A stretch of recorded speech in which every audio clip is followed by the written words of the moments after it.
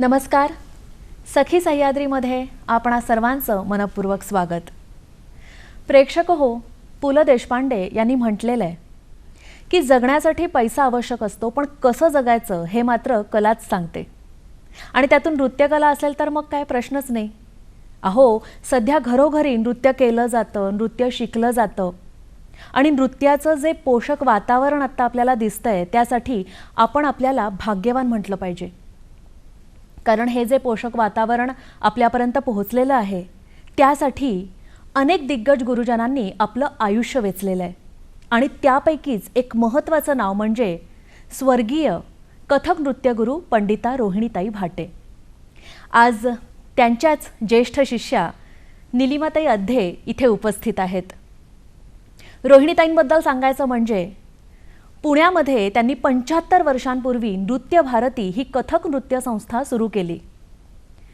आणि निलिमाताईंचा थोडक्यात परिचय मी आपल्याला करून देते की त्यांच्याच शिष्या निलिमाताई यांना नृत्यगुरू रोहिणीताईंचा सहवास हा गेले 3 तप लाभलेला आहे. तसंच नृत्य भारती या संस्थेच्या संचालिका म्हणून सध्या त्या कार्यरत आहेत आणि नवनवीन शिष्य घडवण्याचं, विविध उपक्रम राबवण्याचं कार्य त्या करतायत.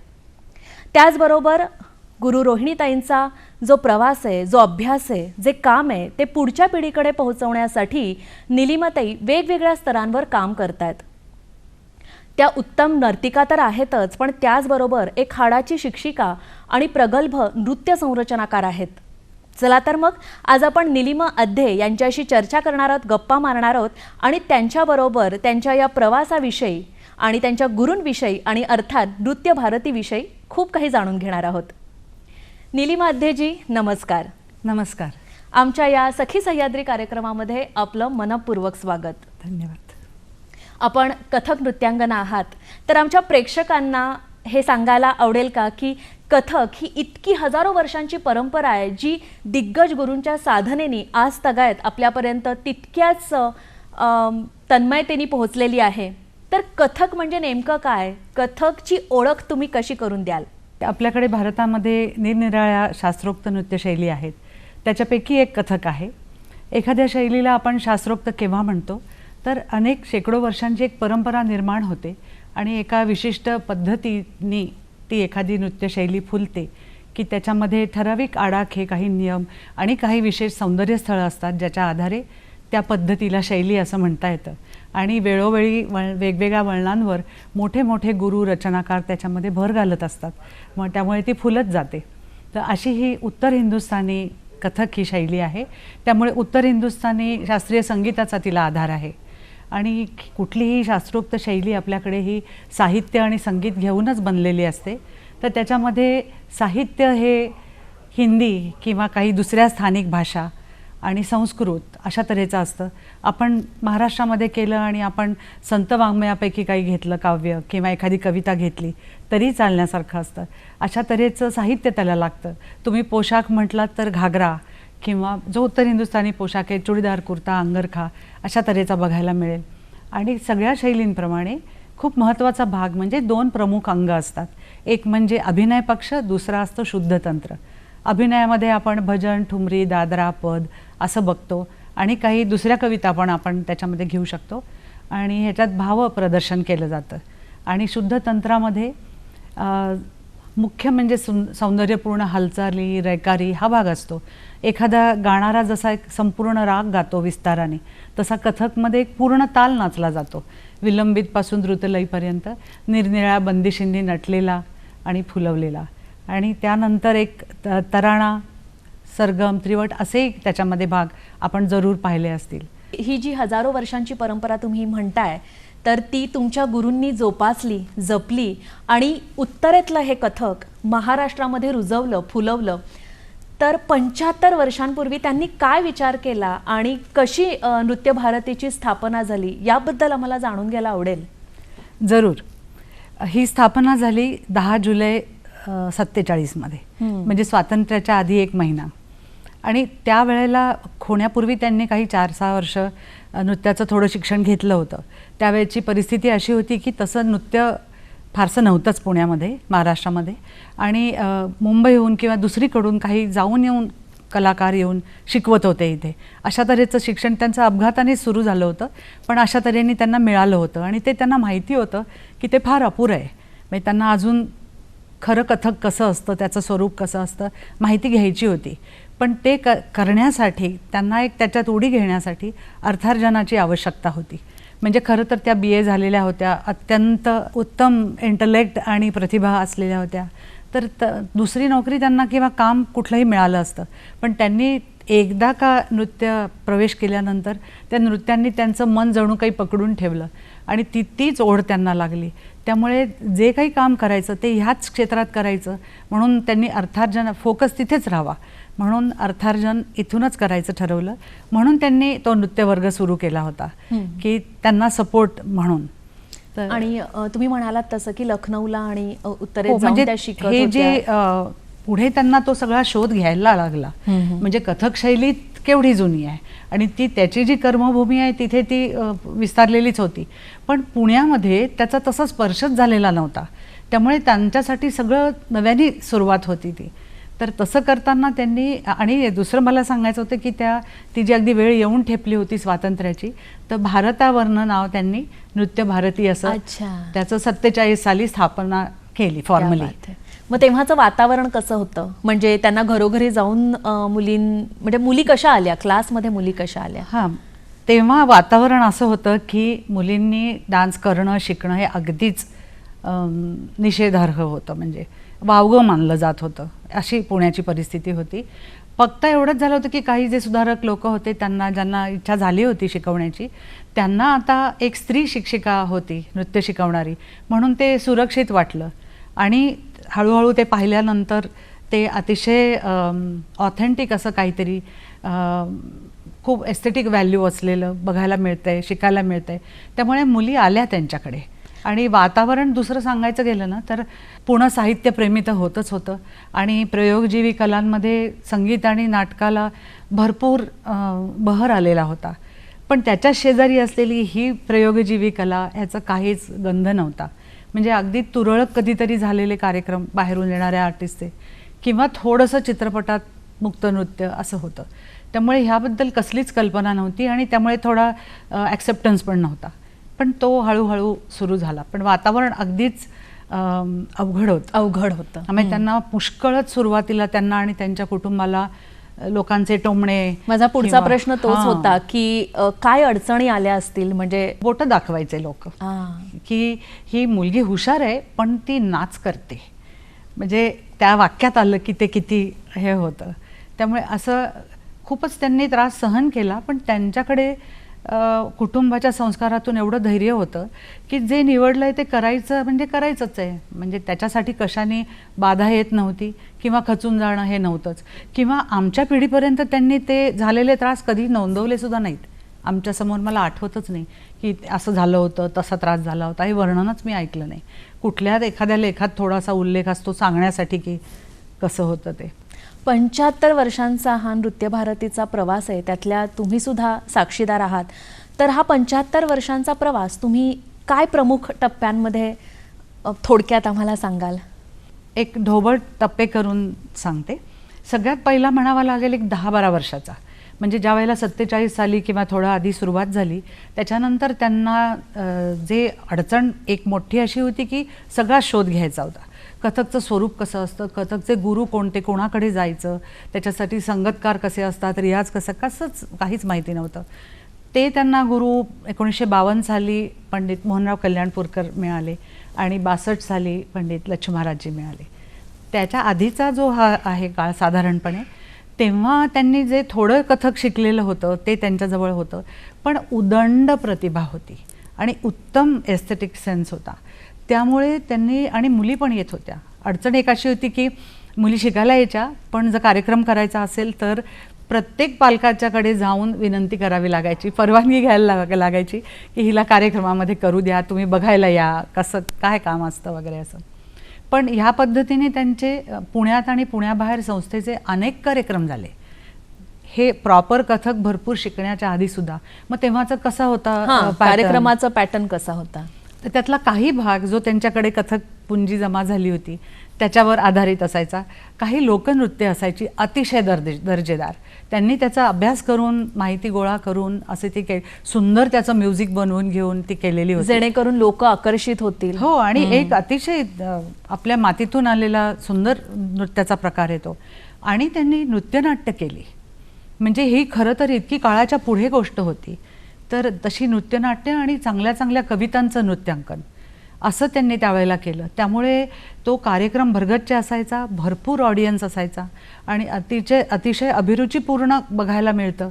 उत्तम म्हणजे त्यावेळेला त्यांनी वसंत बापट, नंतर गोनी दांडेकर, शांता शेळके किंवा संत वाङ्मय ज्ञानेश्वरांचं, मीराबाईंचं असे उत्तमच काव्य किंवा कथापट हे नृत्यनाट्यासाठी हिमगौरी आणि सात बुटके अशा तऱ्हेचं घेतलं होतं गोनी दांडेकरांचं.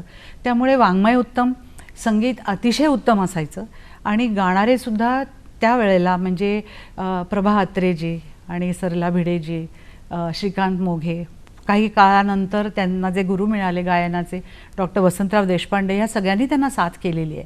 त्यामुळे तो कार्यक्रम अतिशय युनिक म्हणून लोक बघायला जात असत.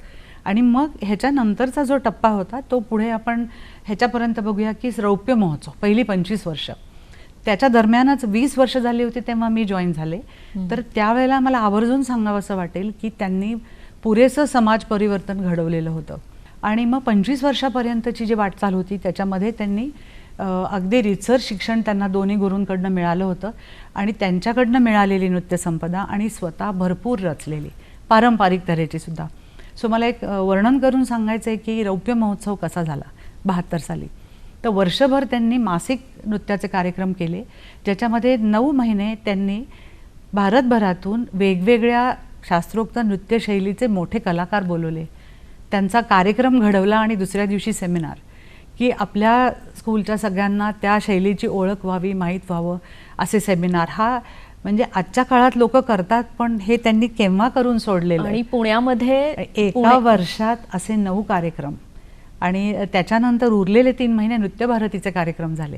आणि त्यातला सगळ्यात शेवटचा डिसेंबर महिन्यामध्ये बालगंधर्व रंगमंदिरामध्ये एवढ्या मोठ्या स्टेजवर एक माणसाच्या उंची इतका मोठा पंडित बिंदादीन महाराजांचा फोटो, त्याच्यावर एक स्पॉटलाईट आणि त्याच्या पुढे 3 दिवस लगातार कार्यक्रम झाले. आणि 3ही दिवशी पूर्ण कथकचा एक वेगवेगळा सिलसिला मांडला गेला, एक कोरिओग्राफी मांडली गेली, म्हणजे काही वेगळा विषय घेतले. आणि त्या सगळ्यामध्ये त्यांच्या गुरूंकडून थेट मिळालेल्या अशा फक्त 2च नृत्यरचना होत्या. म्हणजे एक तालमाला होती आणि एक दक्षयज्ञ. आणि बाकी सगळी नृत्य संसार जो होता रचनांचा तो त्यांनी स्वतः रचलेला होता. क्या बात आहे.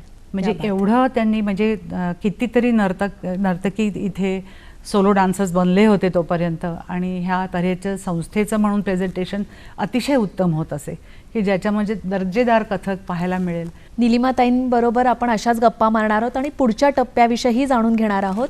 पण तत्पूर्वी घेऊया क्षणभराची विश्रांती.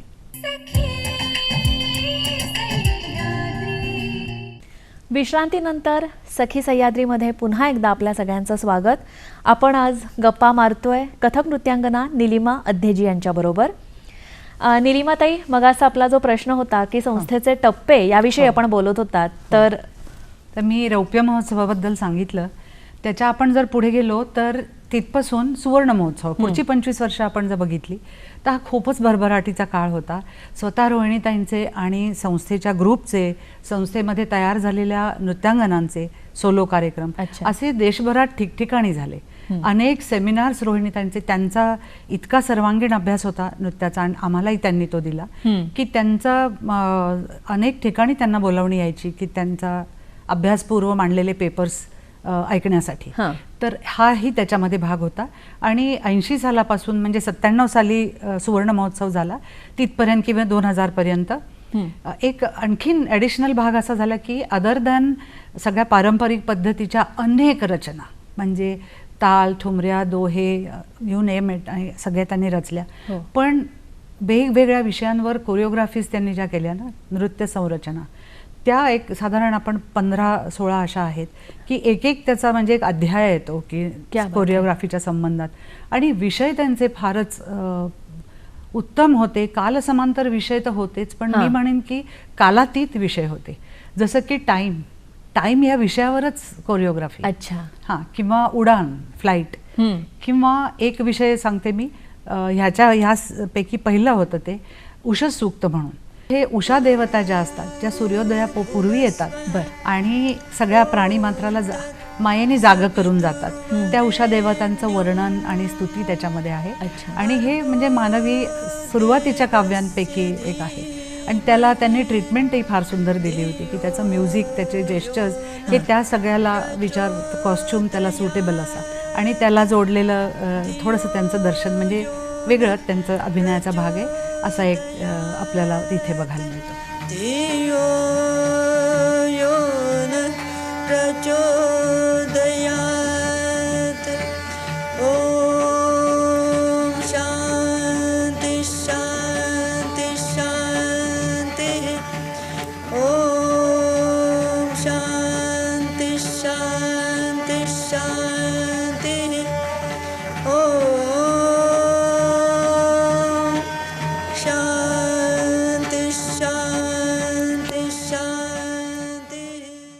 ह्याच्यानंतर दुसऱ्या एका कोरिओग्राफीबद्दल मला सांगायला आवडेल.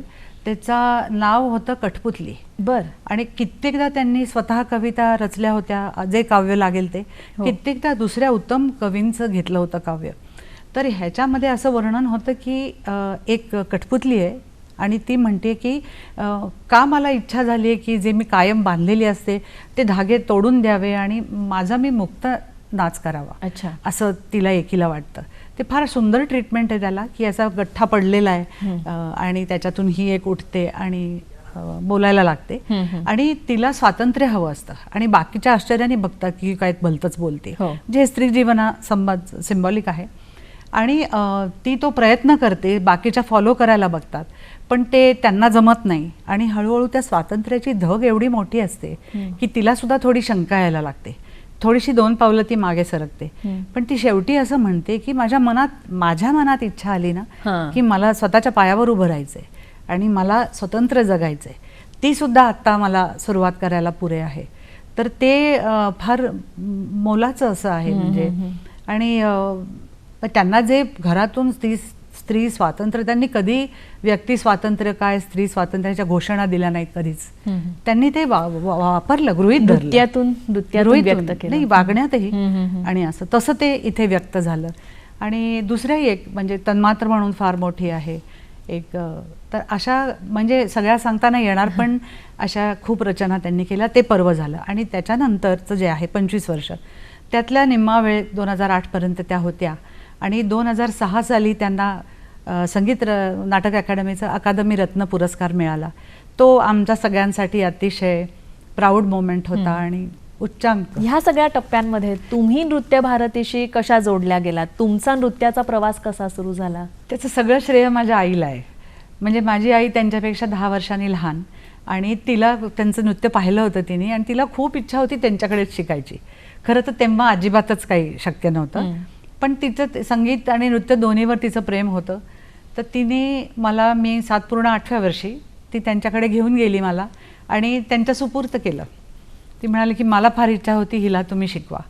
आणि त्यांचं तर व्यक्तिमत्व असं होतं ना, इतकं राजबिंड रूप आणि अतिशय सुंदर आणि आपलंसं करणारं हसू होतं त्यांचं. हां. आणि त्या इतक्या तेजस्वी होत्या की त्यांनी माझी प्रेमाने चौकशी केली, करणाऱ्यांना विचारल्यावर त्या क्षणात माझा त्यांच्यावर विश्वास बसला. नृत्य भारतीचं रोहिणीताईंनी अगदी खूप छान संगोपन केलं. तर त्याविषयी पण आम्हाला जाणून घ्यायला आवडेल. अवश्य.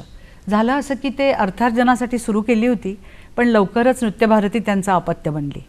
म्हणजे त्यांनी हा मंत्र दिला की सहना भवतु सहनौ भुनक्तु सह वीर्यम करवावहे, की आपण सारे मिळून ज्ञानार्जन करू, अभ्यास करू, एकमेकांना मदत करू, एकमेकांचं रक्षण करू, असा ही प्रार्थना सांगते.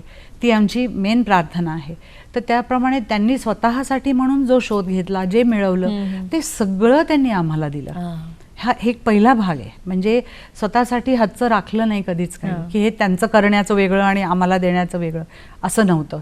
ही पहिली गोष्ट. दुसरी अशी की सगळ्यांना प्रत्येकीचं मध्ये स्वतंत्रपणे इंटरेस्ट घेऊन तिचा तिचा विकास कसा होईल, नृत्यामध्ये कसा होईल आणि तिच्यामध्ये दडलेले गुण कोणते आहेत ते बाहेर काढणं. म्हणजे कोणाला त्यांच्या लक्षात आलं हिला सूर आहे, तिला गायला लावलं, कोणाला सांगितलं की तू ह्याचं निवेदन करत जा आपल्या कार्यक्रमाचं, ते तू लिहून आण. ते दाखवायचं. त्यांनी त्याच्या काय आहे ना, तुम्ही नुसतं करायला सांगणं किंवा ज्यांनी घेतली कला जशी त्यांनी घेतली हे सोपं आहे, पण तुम्ही प्रत्येकाचं लिहिलेलं वाचणार, करेक्ट करणार, रचलेलं बघणार, करेक्ट करणार आणि सुधारणा सुचवणार, हा त्यांच्यासाठी किती कष्टाची गोष्ट आहे. हे त्यांनी प्रत्येकासाठी केलं, सर्वांगीण प्रत्येकासाठी केलं. आणि मग नृत्य कसं म्हणजे त्याची नृत्याच्या करिअरची किंवा नृत्याची वाटचाल कशी करायची एक व्याख्याच त्यांनी बनवली. की त्याच्यासाठी एक शास्त्राची जोड असावी लागते. दुसरं म्हणजे तुम्हाला इतर ललित कलांशी तुम्ही जोडलेले असले पाहिजेत. ही एकटी स्वतंत्र कला नाही आहे, कुठल्याच नाही आहेत खरं तर, पण त्याची ओढ लावणं, त्याच्यासाठी व्याख्यानं शिकवणं किंवा शिल्पकलेसाठी स्टडी टूर्स करणं तिथे तिथे जाऊन, अशा तऱ्हेचं पण त्यांनी केलं.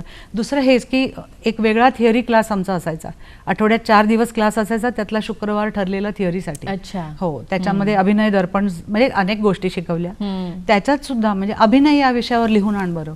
प्रत्येकाला काहीतरी टास्क दिलेला असायचा आणि ते करून आणायचं त्याच्यावर, किंवा कार्यक्रम बघायला जायचं आणि त्याच्यावर आल्यावर चर्चा करायची आणि लिहून आणायचं. मग त्याच्यावर चर्चा होऊन सुधारणा होऊन असं होत असे. गुरुपौर्णिमा म्हणून आमचा एक उपक्रम होता, त्यांनी सुरू करून दिलेला होता की गुरुपौर्णिमेला मला पैसे देऊ नका, वस्तू देऊ नका, तुम्ही एक नृत्य रचना करा, ती मला गुरुदक्षिणा म्हणून द्या. ह्याच्यामुळे सगळ्या जणी इतक्या तयार झाल्या, सगळ्या क्रिएटिव्ह रस्त्यात. पण एका टप्प्यावर आल्यावर कळलं की आता मी कथकच्या बाहेर पडूच शकत नाही, मला दुसरं काही करताच येणार नाही. तर एक सुरक्षित जागा निर्माण झाली. तर असे उपक्रम त्यांनी केले ज्याच्यामध्ये संपूर्ण ग्रोथ होईल आणि स्वतंत्र होतील. बरोबर. म्हणजे ज्याला त्याला अवलंबून ठेवणं नाही, की त्याला आपली आपली रचना आपलं आपलं करता यावं. मी सांगेन तितकं थोडं आहे, पण हा प्रत्येक मध्ये घेतलेला इंटरेस्ट आहे. आपण निलिमाताईंबरोबर गप्पा अशाच चालू ठेवणार आहोत, पण तत्पूर्वी घेऊया क्षणभराची विश्रांती.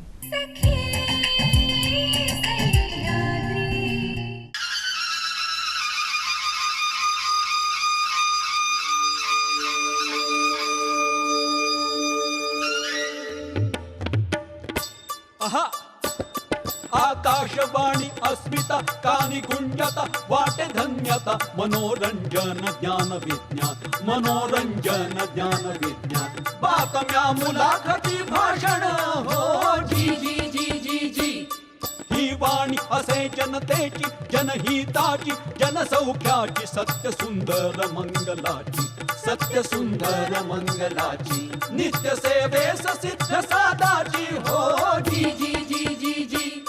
अभिमान महाराष्ट्राचा माय मराठीचा राष्ट्र शक्तीचा नाट्य साहित्य संपदेचा बहुजन गुणवंतांचा ध्यास जी जी जी जी जी. बहुजन गुणवंतांचा ध्यास जी जी जी जी जी. ऐकत रहा मध्यम लहरी 537.6 मीटर्स आणि न्यूज ऑन AIR या मोबाईल ॲपवर आकाशवाणी मुंबई अस्मिता वाहिनी. म्हणा श्रीराम जय जय राम, म्हणा श्रीराम जय जय राम. संत साहित्यामध्ये असणारा आयुष्याचा खरा अर्थ हा संगीताच्या माध्यमातून ठळकपणे कळतो.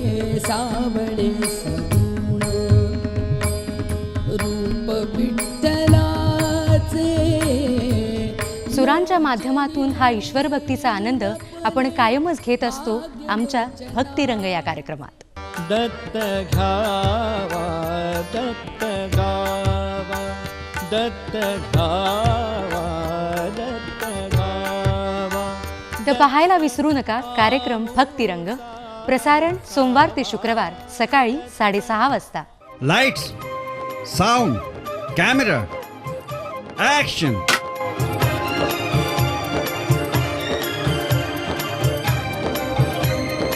तराने पुराणे सोमवार ते शुक्रवार सकाळी 8 वाजता, सोमवार ते गुरुवार सायंकाळी 5 वाजता आणि रात्रो 10:30 चला तर निलिमाताईंशी आपण पुन्हा एकदा गप्पांची मैफिल सुरू करूया. निलिमाताई, रोहिणीताईंनी तुमच्या गुरूंनी 75 वर्षांपूर्वी नृत्य भारतीची स्थापना केली आणि आता त्या नसताना सुद्धा ही संस्था, ही नृत्य भारती तितकीच बहरतीये. तर त्या मागचं गमक काय आहे? सगळ्यात महत्त्वाचं कारण हे त्यांचं व्यक्तिमत्व आहे. म्हणजे हे केवळ गुरुच्याबद्दल आदराने बोलणं नाही आहे, पण त्याला अनेक पैलू होते त्यांच्या व्यक्तिमत्वाला. आणि मुख्य म्हणजे त्यांच्यामध्ये एक अतिशय वेगळ्या तऱ्हेची ऊर्जा होती आणि श्रद्धा होती. हे इतकं स्ट्रॉंग होतं की ते सहज दुसऱ्यामध्ये संक्रमित होत असे. जे कोणी त्यांच्या संपर्कात आले, म्हणजे आम्ही शिष्य असू, साथीदार असतील किंवा ह्या योगाने आसपासचे कलाकार असतील, ज्यांना कोणाला दुसरीकडे दिल्लीत वाढणारा एखादा कलाकार असेल, त्यांचे सुद्धा आम्हाला सांगतात की त्यांचा माझा काही विशेष बॉन्ड होता आणि त्यांच्याकडनं मला हे मिळालं. तर असं जे होतं त्यांच्याकडनं मिळणं होतं ना, पॉझिटिव्ह वाइब्स. खूप देव केलं होतं. आम्ही त्यांच्याकडे गुरुकुल पद्धतीत शिकल्यासारखं शिकलो. म्हणजे असं आहे की त्यांच्या घरी राहण्याची आवश्यकता नव्हती. त्यांनी स्वतःला आमच्यासाठी अवेलेबल केलेलं होतं. आम्हाला त्यांचा खूप सहवास मिळत होता आणि खूप क्वालिटेटिव्ह सहवास मिळत होता. तो आमच्यात आला आणि तो पुढे झिरपला. ते एक सगळ्यात मोठी गोष्ट आहे. त्याच्यात त्यांनी स्वतःसाठी आणखीन विशेष मानलेली 2 तत्व होती जी त्यांच्या वडिलांनी त्यांना दिली होती. एक म्हणजे प्रत्येक स्त्रीला आपलं घर सोडून एक स्वतःची अशी आयडेंटिटी निर्माण होईल असं क्षेत्र तिने निवडलं पाहिजे. तिची स्वतःची आयडेंटिटी असलीच पाहिजे. बरोबर. 40 सालच्या काळात त्यांनी हे सांगितलेलं होतं. आणि दुसरी गोष्ट, मग तुम्ही कुठलंही निवडा, पण एक क्षेत्र निवडलं तर त्याची उंची आणि तळ गाठला पाहिजे. मीडिओकर व्हायचंच नाही, स्वस्थ बसायचंच नाही. सो उंची आणि तळ काय डिफाईंड असतो का? म्हणजे ही ऑनगोईंग प्रोसेस आहे नेहमीच. आणि ह्याच पद्धतीने म्हणजे गंमत अशी होते की जे मोटिवेशन आहे तेच साधण्याची जागा पण आहे. हीच गोष्ट चालू राहते की उंची गाठायची अजून, म्हणजे तुम्ही जिथे आहात त्याच्या वर असणारच आहे. बरोबर. त्यामुळे सतत आपण जे काम करतोय त्याच्यामध्ये रोज माझं पाऊल पुढे पडलं की नाही हे चेक करायलाच पाहिजे. त्यामुळे दुसरे जे नॉर्म्स असतात ना, प्रसिद्धी जो महत्त्वाचा, की तुम्ही जर चांगले कलाकार आहात तर तुम्ही माहीत कसे नाहीत. हे पूर्वीच्या काळात लोकांनी मला विचारलेला प्रश्न आहे की त्या अशा आहेत तर मग त्या माहीत का नाहीत? कारण त्यांनी त्या दिशेने पावलंच नव्हती उचलली कधी. पुढे झालंच ते. पुढे कुठल्याही नॅशनल सेमिनारमध्ये कित्येक बाबतीत त्यांचा शब्द हा शेवटचा शब्द मानला जात होता, किंवा त्यांचं नृत्याचं जे पोत आहे त्यांनी निर्माण केलेलं ते अतिशय रेअर आहे, ते मानलं जातं. तर त्याच्यावर त्यांनी तसं श्रद्धेने काम केलं आणि ती थेट आम्हाला मिळाली. त्याचं तेजच असं होतं की आम्ही त्याच्याशिवाय राहिलोच नसतो. तर ते नृत्य भारतीचं एक कल्चर तयार झालं. हे मला वाटतं फार महत्त्वाची गोष्ट आहे. त्यात एक भर अशी पडली की जे पुणे आधी सनातनी होतं म्हणून नृत्याचा निषेध करत होतं, ते इतकं सुविद्य सुसंस्कृत जागा आहे ही. तर त्याच्यामुळे ज्या मुली आल्या शिकायला त्या आपली घरची संस्कार पण घेऊन आल्या आणि त्या हे सगळं त्या घेऊ शकत होत्या. त्यांची पण भर पडली आणि त्यामुळे निरपेक्षपणे काम करणारे, शिकणारे आणि शिकवणारे असे सगळे नर्तकी तयार झाल्या. त्यामुळे ही असं चालण्यासाठी तो डेडिकेशन लागतं आणि त्यांच्यामुळे आमच्यात निर्माण झालेला जो बॉन्ड आहे सगळ्यांमध्ये, आणि इतके उंच आदर्श आहेत की तुम्ही किती हातपाय हलवलेत तरीही तुम्हाला माहिती आहे की किती पुढे जायला शिल्लक आहे. ते आदर्श तुम्हाला नेत राहतात. त्यामुळे सगळ्या आमच्या शाखा स्वतंत्रपणे पण काम करतात आणि आम्ही एकत्रितपणे पण काम करतो. मला वाटतं हा एक असा नमुना खरंच युनिक असेल की स्वातंत्र्य पण आहे आणि त्यांचे आदर्शच एवढे आहेत की तुम्ही त्याच्यात एकदम सुरक्षित राहता, क्या बात. त्या शैलीमध्ये सहज राहता. रोहिणीताईंनी आणि नृत्य भारतींनी अनेक सामाजिक उपक्रमही राबवले आहेत, म्हणजे सामाजिक भान कायम आपल्या कलेतून त्यांनी दर्शवलंय. तर त्याबद्दल आम्हाला काय सांगाल? आज तुला मला अशा प्रतीचं कथक करायला मिळतं. बरोबर. हे हा एक भाग झाला. पण ज्या आम्ही सगळेजण त्यांच्या संपर्कात आलो त्या सगळ्यांनी त्यांचे जे संस्कार घेतले ना, ते ती मुलगी नर्तकी नाही झाली, उद्या डॉक्टर झाली, कुठल्याही क्षेत्रात गेली, दुसरे इतर आलेले संपर्कात सगळेजण ते त्यांचे मूल्य, तो वागण्यातला चोखपणा, काम कसं करायचं असतं निवडलेल्या क्षेत्रात, विषयावर काम कसं करायचं असतं, हे अशा गोष्टी घेऊन गेले. त्यामुळे जसं की एक स्त्री शिक्षित झाली की तिचं घर शिक्षित होतं, बरोबर. तसं जी कोणी त्यांच्या संपर्कात येऊन गेली ते इतकी आणि अशी मूल्य घेऊन मनुष्य जगू शकतो ह्याचं उत्तम त्या उदाहरण होत्या. उत्तम माणूस त्या म्हणून स्वतः जगायला ते शिकवलं. हां. त्यामुळे हे सगळीकडे पर्कोलेट झालं आणि त्यांनी विषयही घेतले तसे. तसं 47 साली जेव्हा त्यांनी सुरू केलं, इतक्या आधी, तेव्हा त्यांनी फाळणी जी झाली होती स्वातंत्र्य मिळायच्या वेळेला, त्याच्यावर वसंत बापटांनी एक दीर्घ काव्य केलं होतं, झेलमचे अश्रू म्हणून. बर. त्याच्यावर त्यांनी संपूर्ण नृत्यनाट्य बसवलेलं होतं. अच्छा. आणि त्या स्वतः झेलमला रिप्रेझेंट करत असत. ती एक नजर त्यांना होती, ती इच्छा होती. दुसरं एक होतं की कोयना धरणाच्या आवश्यकतेबद्दल काही चळवळ झाली होती मोठी, आणि त्याला फॉर आणि अगेन्स्ट असणाऱ्या लोकांचे असे ग्रुप होते. तर अशा तऱ्हेचं प्रेझेंटेशन स्टेजवर करून एक सूत्रधार आणि अशा तऱ्हेचं त्यांनी केलं होतं. तर ही जी एक चालू काळातली सामाजिक भान आहे, कथकचं उत्तम शिक्षण आपण घेतो आणि एक मुख्य पारंपरिक पद्धत, त्यातला पूर्ण अस्सल नृत्य आपल्या अंगावर चढणं, सोलो डान्सर होणं, हे प्रथम महत्त्वाचं आहे. आणि त्याच्यानंतर आपण आपली शैली कशी एक्सटेंड करता येईल, दुसऱ्या कालसमांतर विषयांसाठी कशी वापरता येईल, ती वापरताना ती प्रॉपर कथक राहील ना, असं आपण बघतो. त्यांच्यासाठी काय होतं, त्यांची प्रतिभा थांबतच नव्हती. अजून कथक एवढं जमा झालेलं नव्हतं, पण जे त्यांनी रचलं ते इतकं काळाच्या पुढे होतं की जे आज लोक करतायत की अशा कालसमांतर रचना वगैरे, त्या कितीतरी मला हे सांगायची इच्छा अशी होते की हे आज जे सगळे डान्सर्स आहेत ना, त्या सगळे क्लासेस रौप्य महोत्सवानंतर आमच्या सुरू झाले, म्हणजे 71-75 सालाच्या नंतर. त्यामुळे हे पर्वच कोणाला माहिती नाहीये की हे किती भरगच्च होतं. बरोबर. त्यामुळे म्हणजे अशा तऱ्हेचं पूर्ण, ज्याला फुल फ्लेश्ड सगळ्या बाजूने कथकचं, अगदी कॉस्ट्युम, लाईट, साऊंड सगळ्यापर्यंत. म्हणजे गोनी दांडेकरांनी हिमगौरी आणि सातबुटके लिहिलं होतं, त्याचं नृत्यनाट्य त्यांनी केलं होतं, ज्या त्यात स्टेजवर साऊंड, लाईट, प्रॉप्स, कॉस्ट्युम्स या सगळ्याचा फार उत्तम वापर केला होता त्या काळामध्ये. आम्हाला तुमच्या संरचनेबद्दल पण जाणून घ्यायचंय. तुमची एखादी लाडकी जवळची अशी तुम्ही रचलेली एखादी रचना? मला तृष्णा हा विषय रोहिणीताईंनी काही निमित्ताने दिला होता. आणि आपल्याकडे तृष्णा ही आध्यात्मिक तऱ्हेने एक जी गोष्ट आपल्याला पार करावी लागते अशी मानली जाते, म्हणजे त्याच्यावर विजय मिळवायचा असतो तर तुमची आध्यात्मिक उन्नती होईल. मी तृष्णा या शब्दाकडे वेगळ्या तऱ्हेने पाहिलं. एक अशी तहान आहे की ती एक ओढ आहे, ती सोडत नाही.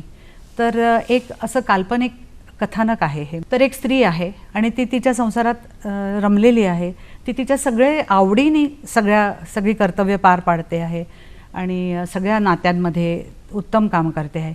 पण तिच्या आतमध्ये एक काहीतरी सारखा दिवा लागलेला आहे की मला काहीतरी करायचं आहे, काहीतरी करायचं आहे. मला नेहमी असं वाटतं की प्रत्येक माणसाकडे त्याचं घर म्हणा, काम म्हणा, मी स्त्रीच नाही म्हणत, कोणालाही एक काहीतरी असं असतं की जे त्याला स्वतःचं म्हणून सांगायचं असतं. म्हणजे माणसाचा नेचर आहे शेअर करण्याचा. तर ते स्वतःचं काय आहे नक्की ते सापडत नाही कधी कधी, किंवा ते कसं व्यक्त करायचं त्याचं माध्यम सापडत नाही. तर तसं तिची स्थिती असते आणि ती बराच प्रयत्न करते. ती कावळ्याकडे बघते आणि तिला वाटतं की ह्याला तहान लागल्यावर त्यांनी ते एक दगड टाकून पाणी वर आलं आणि ते प्यायलं, तर म्हणजे मला खूप मेहनत करायला पाहिजे तर मला काहीतरी सापडेल. मग ती घरात काम करत असताना तिला असा एक पक्षी येऊन तिच्या खांद्यावर बसतो. तो तिच्या तृष्णेचं प्रतीक आहे, तिला जी ओढ लागली आहे त्याचं. तर तो काहीतरी तिला खुणवत सुचवत असतो आणि ती त्याला शांत करत असते की थांब, मला वेळ नाही आहे आता, किंवा असं करत ती विचार करते की तो जो साधक आत्ता गेला इथून, तो त्याच्या साधनेसाठी वनात निघून गेला, म्हणजे तुम्हाला एकांत पाहिजे, एकाग्र चित्त पाहिजे. मग ती संसार सोडून दूर जाते बर. आणि तिथे जाऊन त्या पक्षाला कुरवाळते. तर तिथे गेल्यावर तो मलूल होतो एकदम. अच्छा. तर तिला कळत नाही, का रे बाबा असं किती सुंदर वारा आहे, तुला चांदण्याचा चारा भरवू का, तू असं का करतोय, तू आता मला सांग मी काय करू. तर तो काही पुन्हा टवटवीत होत नाही. मग ती म्हणते तू सांगशील तसं मी करीन. तो उडायला लागतो आणि ती त्याच्या पाठीमागे जाते आणि तो तिला परत जीवनात घेऊन येतो, लौकिक जीवनामध्ये. अच्छा. आणि तो तिला फिरवतो, म्हणजे तो दुसऱ्या लोकांच्या वेगवेगळ्या चालू असलेल्या प्रसंगांमधून तिला नेऊन आणतो. अच्छा. कोणी अध्ययन करतोय, कोणाचं लग्न झालंय, कुठे मृत्यू झालाय, असे तरतरेचे जीवनातले अनुभव. हा, जीवनातले वेगवेगळे हा, अनुभव. हा, हा. आधी तिला कळत नाही, मग तिच्या लक्षात येतं की हो. मला जर काहीतरी व्यक्त करायचं असेल तर आधी मला अनुभवाने समृद्ध व्हावं लागतं. आणि ते सगळेच माझे असतात असं नाही. जेव्हा दुसऱ्याचे अनुभव माझे होऊ लागतात तेव्हा मी समृद्ध होते. क्या बात. आणि मग तेवढं त्याच्यामध्ये नरिशमेंट झाली की नक्की माझ्यातनं काहीतरी येईल. ते ती ॲक्सेप्ट करते, ती परत येते घरी, नेहमीच वावरायला लागते, पण तिचं मन मोकळं झालेलं असतं. हा. मग मी एक गंमत म्हणून, सिम्बॉलिक म्हणून, की समजा ती जात्यावर बसली आहे, जी सर्क्युलर मुवमेंट हो, आहे, हो. त्यातनं तिला चक्कर सारखं फिरावं असं वाटतं. अच्छा. किंवा हे पाणी काढण्याची मुवमेंट असते, त्याच्यात ही आपली कथकची असते ना, बरोबर. तशा हो, तरी हो, हो. मी असं एक निर्माण केलं हा, होतं हा. की अशा तऱ्हेचा तिचा तो एक चालू प्रवास कमाल, आहे. कमाल तिला काहीतरी विषय. पोचायचंय, संपवायचंय असं नाही, नाहीये. हा. तिचा दर क्षण सुंदर झाला. बरोबर. तर मला ना खरंच असं सांगावं असं वाटतं की प्रत्येकाजवळ असं एक स्वतःचं शोधलेलं, ज्याच्यात तुम्हाला काही चिंता नाहीये की मला पैसे मिळवायचे, हा. असं एम त्याचं नाहीये. माध्यम असावं एक. तुमचं म्हणजे मी माझ्या नृत्य वर्ग माझा जो आहे, ज्याला 25-26 वर्ष झाली आहेत, त्याचं नाव प्रकृती ठेवलं अशा अर्थाने की कलाकार जो असतो ना, त्याची कला कशासाठी असते तर तो स्वतःचा शोध घेत असतो, म्हणजे त्याच्या प्रकृतीचा शोध घेत असतो. तर ती स्वतःची प्रकृती शोधावी, खोल जावं, सापडावी आणि व्यक्त व्हावी, म्हणून प्रकृती. क्या बात आहे. आपण निलिमाताईंशी गप्पा अशाच चालू ठेवतोय, पण तत्पूर्वी घेऊया क्षणभर विश्रांती. निलिमाताई, आत्ताच तुम्ही ब्रेकपूर्वी अभिव्यक्त होण्याबद्दल बोलत होतात, तर तुम्हाला कधी असं अभिव्यक्त होण्यासाठी कथक नृत्याची गरज पडली का? थोडक्यात सांगते की किल्लारीचा जेव्हा भूकंप झाला होता त्यावेळेला तो सगळ्यांनाच हलवून गेला आणि माझ्या मनात खूप म्हणजे वाईट तर वाटतच होतं, पण एक विचित्र असा कल्लोळ होता की हा निसर्गाचा काय बॅलन्स असतो की ज्याच्यामध्ये कुणाला तरी इतका त्रास होऊ शकतो आणि दुसरीकडे कोणीतरी सुरक्षित असतं, किंवा हे म्हणजे ते मनातून जाईना. आणि सगळ्याच कलॅमिटी झाल्या की लोकांना हा त्रास होतो, पण माझा काही निचरा होईना. आणि माझ्याजवळ काय आहे, म्हणजे माझ्याजवळ माझी कला आहे किंवा कथक स्वरूपांनी गुरु रोहिणीताईंकडून मिळालेलं माध्यम आहे, ती भाषा आहे माझ्याकडे. तर आपण कसं आपल्या मनातलं दुःख व्यक्त करतो की नाही, म्हणजे मला काही नृत्यरचना करून दाखवायची होती असं नाहीये, पण ती माझी अभिव्यक्ती होती. तर ते मनात घोळल्यामुळे एक नृत्यरचना तयार झाली आणि म्हणजे त्या भूकंपात सापडलेली एक काल्पनिक व्यक्ती होती, पण डिटेल्स होते त्याचे किंवा असं, आणि ती रचना झाली आणि अगदी वेगळ्या पद्धतीची होती, पण पूर्ण कथकच्या ह्याच्यात ती म्हणजे शैलीमध्ये बसणारी होती. हे एक तऱ्हेचं वेगळंच आनंदाची गोष्ट होती की माध्यम इतकं आपल्या जवळ आलं, हातात आलं की आपण व्यक्त होऊ शकलो. पण मला तो माझ्यासाठी तो एक निचरा होता. मला ते त्या पद्धतीने माझं दुःख किंवा दुःख दुसऱ्याचं आहे खरं तर, पण मला पण झालं होतं, हलकं व्हायला झालं. मला तो निचरा झाला आणि गुरु रोहिणी त्यांना ती रचना अतिशय आवडली होती.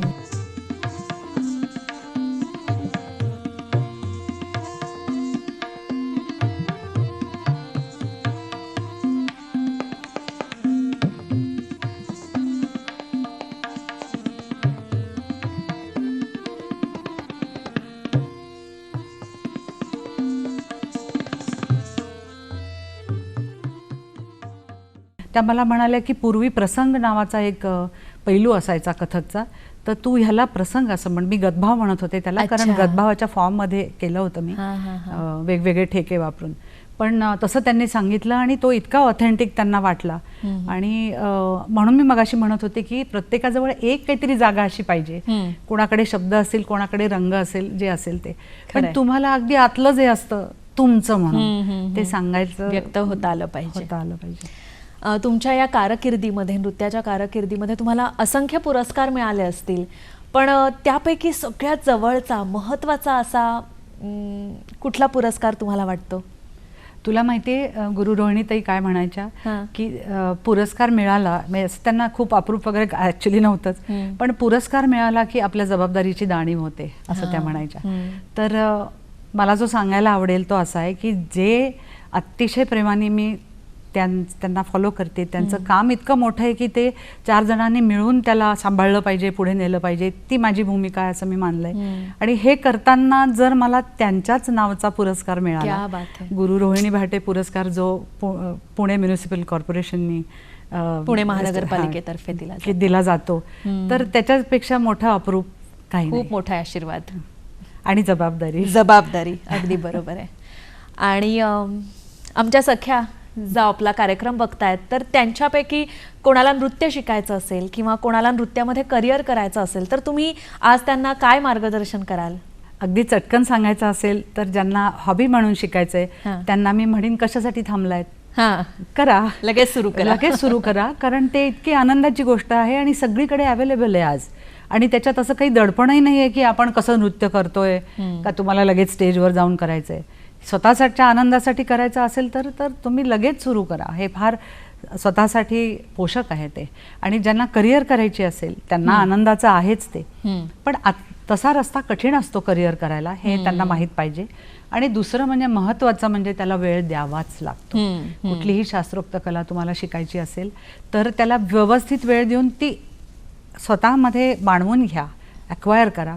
आणि मग काय कितीही झेप घेतली तरी कष्टाची तयारीच पाहिजे. आणि ते कष्ट आनंदाचेच वाटले पाहिजेत.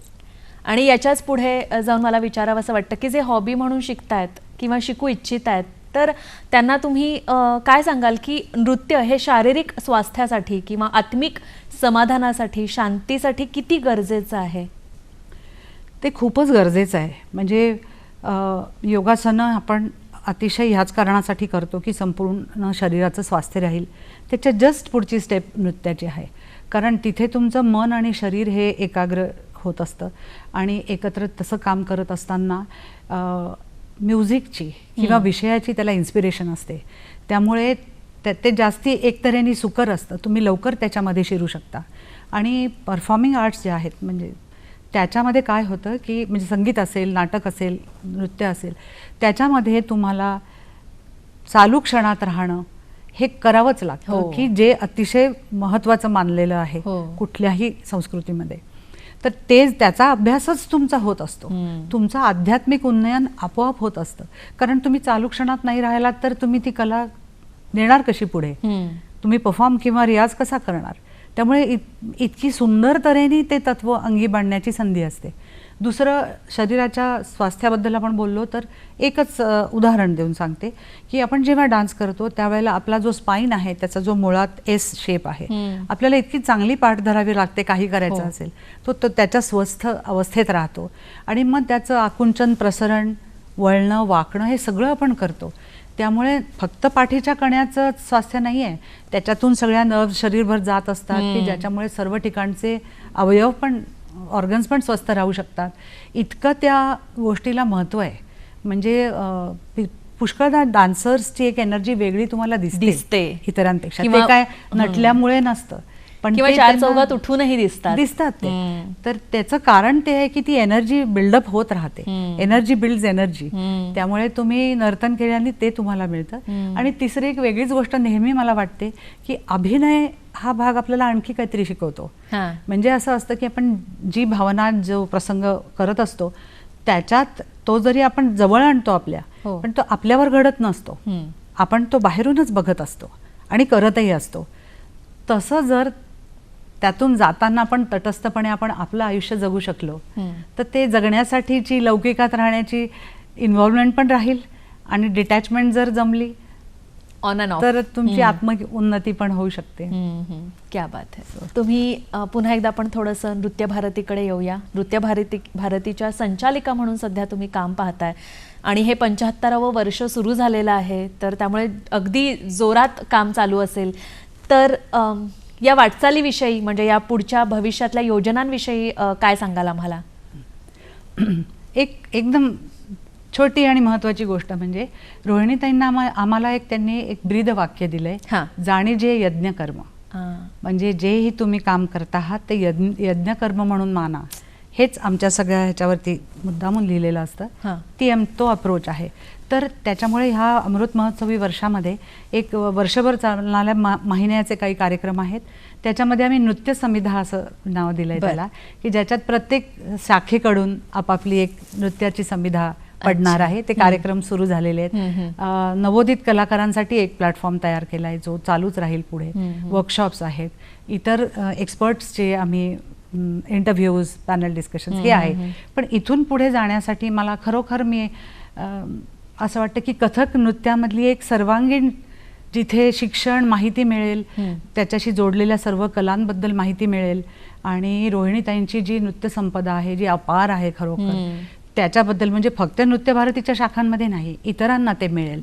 आणि त्याच्यासाठी काही शॉर्ट कोर्सेस डिझाईन करून की काही काळ महिना 2 महिने पुण्यात राहून कमीत कमी त्यांना तो पुरा करता यावा, ज्यामुळे हे जे त्यांच्या नृत्याचं तत्वज्ञान आहे, नृत्याचं पोत आहे, एक स्वतंत्र स्टाईल आहे, ते पुढच्या पिढी ते द्यायला वेळ लागतो.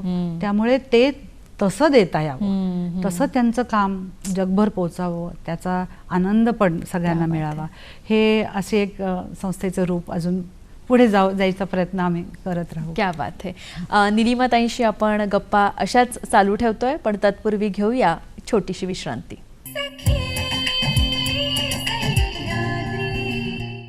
विश्रांतीनंतर सखी सह्याद्रीमध्ये पुन्हा एकदा आपणा सर्वांचं मनपूर्वक स्वागत. आपण गप्पा मारतोय कथक नृत्यांगना निलिमाताई अध्ये यांच्याशी.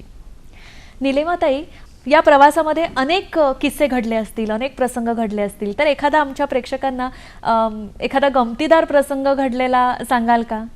म्हणजे विशेषतः गुरु रोहिणीताईंबद्दलच सांगेन, कारण त्यांची फार अतिशय सुंदर विनोद बुद्धी होती आणि खेळकरपणा एक त्यांच्यामध्ये होता. तर एक प्रसंग असा झाला की जेव्हा आमचे कधी कधी एकटीचे लेसन्स असायचे, तिथे आम्ही दोघी गेलो आणि पाऊस पडत होता म्हणून आत शिरण्याच्या आधी भिजण्याच्या ऐवजी आम्ही कमानीखाली उभे होतो दोघी जणी. आणि आम्हाला साथ करायला माझ्या लेसनसाठी एक शुक्ला म्हणून तबलजी होते. ते उत्तरेकडून आले होते पुण्यामध्ये करिअर करायला आणि ते म्हणजे अगं 22-23 वर्षाचं. अच्छा अच्छा. आता बेबीताई त्यांना शुक्लाजी म्हणायच्या. आणि ते आले दुरून आणि त्यांनी बघितलं की बेबीताई उभ्या आहेत तिथे. ते सायकलवर नाही येत होते, ते खाली उतरले बरं का. त्यांना आधीच तो दबदबा वाटला. ते असे सावकाश येत होते. बेबीताई अशा उभ्या होत्या आणि रोखून नुसतं त्यांच्याकडे बघत होत्या. त्यामुळे ते पूर्णपणे घाबरून आले. त्यांना कळेना आपलं काय चुकलं, उशीर तर काही झालेला नाहीये, मग काय झालं असेल, एवढा जीव करत ते आले. तर असं म्हणतात, क्यों शुक्ला जी, ही सुरुवात बरं का. त्यांना वाटलं की आता काहीतरी आपल्याकडून चूक झाली आहे. क्यों शुक्ला जी, आप बारिश को रोकते नहीं. त्यांना थोडा वेळ कळलंच नाही की आपली पूर्ण विकेट उडालेली आहे. आणि असे किस्से काही ना काहीतरी रोज व्हायचे की म्हणजे आम्ही कोणी उशिरा आलो आणि एखादा विषय आदल्या दिवशी शिकवला उशिरा किंवा आधी झाला असेल आणि बुडला असेल की त्या अशा बसायच्या दाराकडे बघायच्या, अशा आत येते कोणीतरी की असं बघायच्या, हसायच्या, टोक टोक, म्हणजे समजायचं आपलं काहीतरी निसटलं. जाता जाता आपण थोडंसं आता शेवटच्या प्रश्नाकडे येऊया. निलिमाताई, इतका छान प्रवास तुम्ही आम्हाला उलगडून दाखवलात, तर थोडंसं एक प्रॅक्टिकल होऊन जाऊ देत. आम्हाला तुमचं भावांग बघायला नक्कीच आवडेल. त्याची एक छोटीशी झलक आमच्या प्रेक्षकांना आपण दाखवलीत तर आम्हाला खूप मजा येईल. आपण असं विषय घेऊ की कथकचा अतिशय प्रिय विषय म्हणजे कृष्ण. आणि कितीतरी कृष्णाची छेडछाड आणि हे सगळेजण करतात. त्याच्यात फार गोडवा आहे, कारण ज्या गोपी असतात त्या तक्रार तर करतात की ह्यांनी माझी वाट अडवली, ह्यांनी मला हे केलं ते केलं, पण त्या तक्रारीमध्ये ते त्यांना हवं असतं सगळं. म्हणजे खरा छुपा भाव त्यांना थोडंच तू जा म्हणायचं म्हणजे तू जा असतं, त्यांनी छेडावं असंच त्यांना वाटत असतं.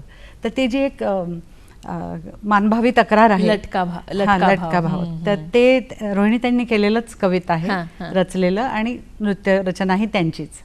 ते फक्त मी एक छोटंसं म्हणते आणि करून दाखवते. कवितेसारखं म्हणते, कृष्णाचं रूप असं आहे की त्याच्यावरनं नजर निघत नाही खरं तर. आणि तू जा परत किंवा बाबा तू म्हणशील तसं असं काहीतरी ती बांधभावीपणे म्हणत असते. हाट घाट नित तकत बाट, ये छेड करत सखी झक झोरी, ठाठ अजब बड़ा मोह पे गजब, मन मोर करे ऐसी चित चोरी, लय मटकी दध की पटके, अटकत पग में छिटकी साड़ी, आंचल ओढ़े मग ठाड़ी में, जोड़ी कर और चुप से खड़ी. आहा, क्या बात है, क्या बात है. खूपच म्हणजे इतका सुंदर भाव बसून सुद्धा तुम्ही इतका छान रीतीने दाखवला की तो लिटरली मनाला भिडला.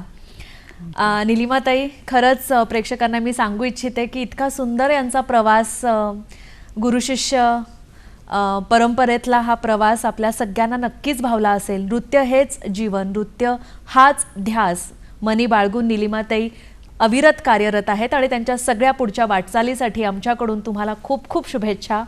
आज इथे तुम्ही आलात आणि आमच्याशी खूप छान गप्पा मारल्यात त्याबद्दल तुमचे मनापासून आभार. धन्यवाद. धन्यवाद.